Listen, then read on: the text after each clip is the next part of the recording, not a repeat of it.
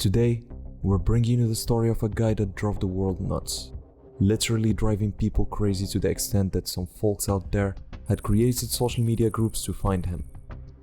That man took crime to a whole different level.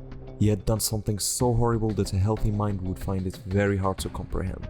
In the start of a video he had posted online, the beginning was sweet. Later on, the video scenes were so graphic, it breaks the heart. Let's find out who is this killer, and how he got caught. But before we start, make sure to subscribe and hit that bell to turn on notifications.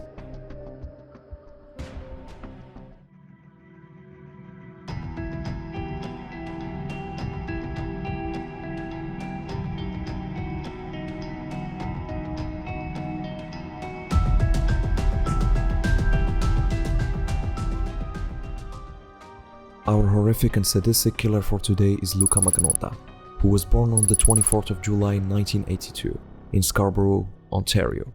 He was the oldest of 3 children from Anna Yurikin and Donald Newman.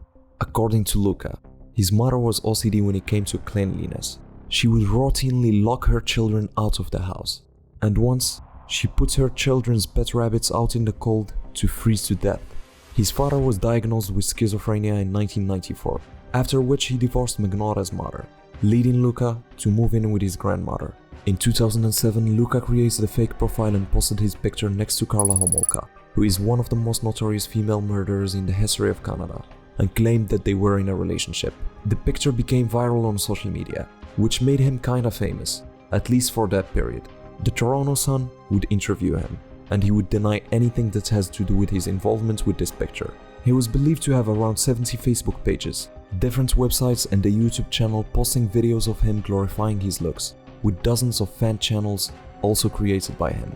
He was so manipulative, narcissistic, and literally insane, doing all sorts of moves to become famous. He was famous at least for a while, but after the fame had ended and his controversy got folded with the pages of the past, he would start getting really disgusting. In the beginning of 2010, the individual started posting a series of graphic videos torturing and killing cats in the most horrific way. The most famous one is titled "One Boy, 2 Kittens", which showed a man suffocating 2 kittens with a vacuum cleaner. Animal activists and a bunch of Facebook users would start a group on Facebook called "Find the Vacuum Kitten Killer for Great Justice". The group had around 4,000 users. And guess what? Luka was a member of the group under a fake name. A reward of $5,000 was posted to bring the vacuum killer into justice. Members of the group were able to find out who he was, when a silent user alleged to be Luka himself posted a picture showing his face with a kitten in between his hand in the same setting he used to butcher those poor animals. But still, this was not enough to get the police heavily involved, which turned into a rage within the community of activists and animal lovers. They thought that the police didn't take their case seriously, even when they spent thousands of dollars to track him down and collect enough evidence to prosecute him.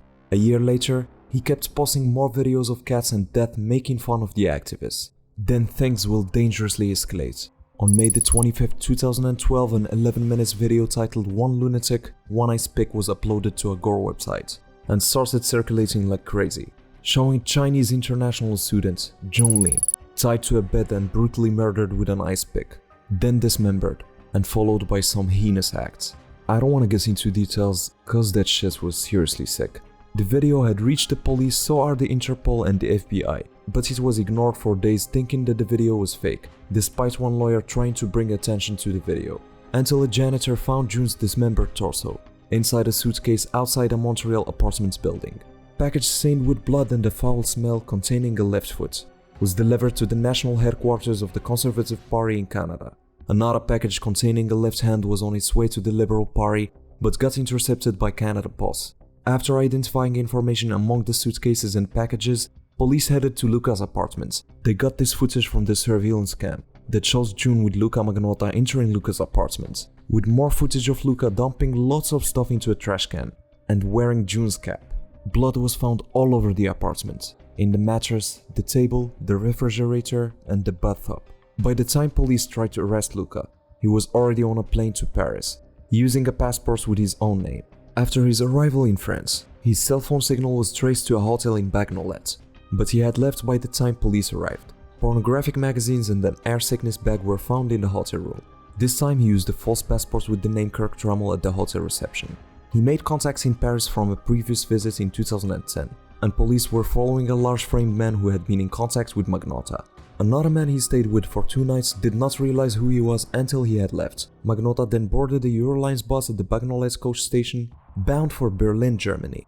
On June 4, 2012, Berlin police captured Luka at an internet cafe in the New Köln district. While reading news stories about himself, he tried giving fake names before admitting to who he was. His identity was confirmed through fingerprint evidence. Magnotta appeared in a Berlin court on June 5, 2012. According to German officials, he did not oppose his extradition. There was sufficient evidence to keep him in custody until extradition, and he agreed to a simplified process. On June 19, 2012, Magnotta pleaded not guilty to all charges through the guidance of his lawyer.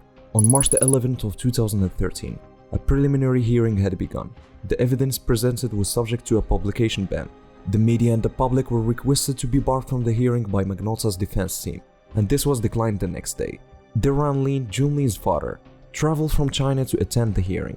One of Magnotta's lawyers resigned on March 13th due to a possible conflict of interest. The court had multiple expert witnesses, including a forensic toxicologist, a forensic pathologist, a bloodstain analyst, a forensic odontologist, an internet investigations officer, and data recovery specialists. The prosecution also displayed the graphic video evidence. Both Jun's father and Magnotta collapsed at separate times during the proceedings. Magnotta was diagnosed by 1 independent and 2 Crown doctors with narcissistic personality disorder, histrionic personality disorder, borderline personality disorder, and antisocial personality disorder. Meanwhile, 3 defense doctors diagnosed him with paranoid schizophrenia, histrionic personality disorder, borderline personality traits, and paraphilia. The irony is that Luka had appeared in a courtroom in 2005 when he was asked by a judge to take medication for paranoid schizophrenia. The judge added, "If you don't always take your medication, your life's gonna be messed up." The Crown prosecutor argued that the murder of Jun Lin was organized and premeditated, and that Magnotta was purposeful, mindful, ultra-organized, and ultimately responsible for his actions. Magnotta chose not to testify during the trial, but on December 15, 2014, justice will take its natural turn. When the jury of 8 women and 4 men found Luka convicted on all charges, he was sentenced to life in prison and will be eligible for parole in 25 years. He was also sentenced to 19 years for other charges. He is now imprisoned at maximum security facility Port-Cartier Prison, Quebec. I don't quite understand how a person can be a fan of a monster, but there's a sick fan group on Facebook with many users defending and romanticizing him, even glorifying his crimes. Lots of these people keep sending love letters to the perpetrator. Here's a comment from a site named Luka Magnotta Obsession run by a Canadian girl who goes by the name Lexa Mancini. Maybe it's my mind's way of coping with the inexplicable dichotomy of beauty and the beast, the extreme beauty of the person versus the extreme ugliness of the alleged crime. I don't know. All I do know is that I feel powerless to control these thoughts, and there is an amazing physical warm sensation when I think of him, something akin to love. This might feel kind of neutral, but trust me, others went 100% explicit about their feeling toward Luka. A blog under the name Olivia Magnotta posted a gif showing Luka with a crown and lipstick, with a sparkling text saying, "Don't hate me cause I'm beautiful," and titled, "Luka now is kawaii as fuck." There's another Facebook fan page that believes his case was framed, and lacks evidence of his conviction. There's a comment saying, "Consider the fact that Luka was being framed, because he was being framed. The people framing him were doing everything possible to make it look like Luka in these videos." Another comment saying, "If he really has mental issues, surely he should be in a psychiatric hospital, not a prison. So many flaws in the case and lack of evidence." I guess human evil capacity at the end of the day cannot be tamed in some people, but justice must always find its way. Jun's father offered a heartbreaking victim impact statement, saying that "I had come to see your trial system, to see justice done, and I leave satisfied that you have not let my son down. I had come to learn what happened to my son that night, and I leave without a true or complete answer. I had come to see remorse, to hear some form of apology, and I leave without anything." So if you liked the video, make sure to subscribe and hit that bell to turn on notifications for more interesting stories. I'll see you in the next video. Take care.